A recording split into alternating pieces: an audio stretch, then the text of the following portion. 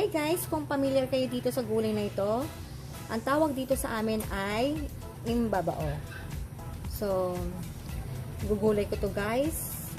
Kaya, stay tuned lang po kayo kung paano ko ito lutuin.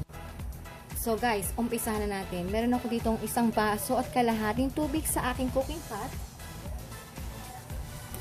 At lagyan natin siya ng kamatis, sibuyas, at luya. So, kailangan muna natin itong pakuluan, guys. So, heto na po, kumukulo na. Ang ating ngayong isusunod ay bagoong.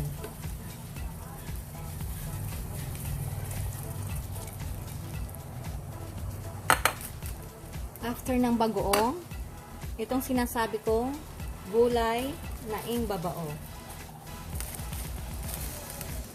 Comment below guys kung alam niyo po itong gulay na ito ay masustansya.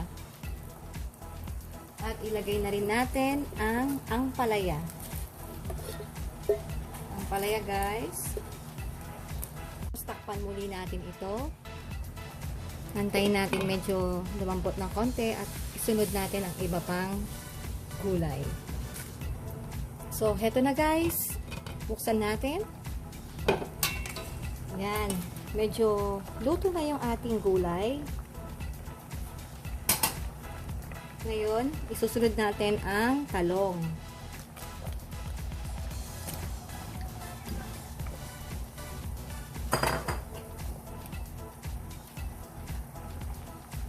Tapos, lagyan natin siya ng konting seasoning na magic sarap.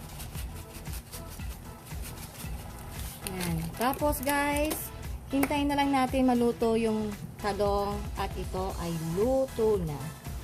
So, takpan muli natin ito. Masarap ang combination nito ay fried fish. Kaya mamaya, magluluto ako ng isdang kuyog or danggit. So, heto na guys.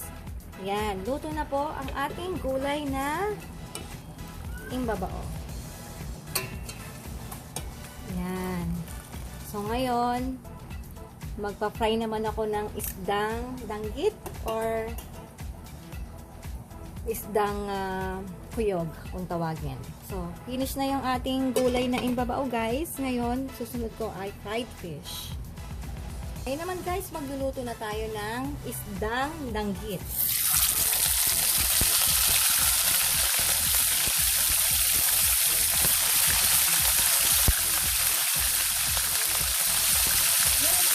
Nilagyan natin ng salt at konting flour.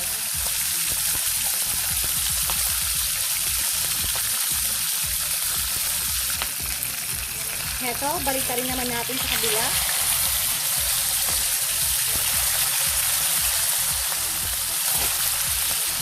Ito na po, luto na yung ating pritong isda.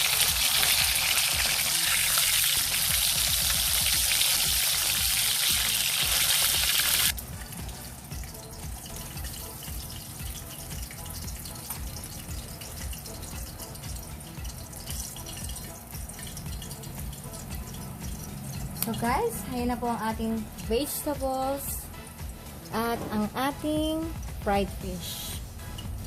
So guys, sana po nagustuhan ninyo kung paano ako magluto ng ganitong gulay. Hanggang sa susunod po muli ng aking cooking show. It's me again, Sonia. Bye!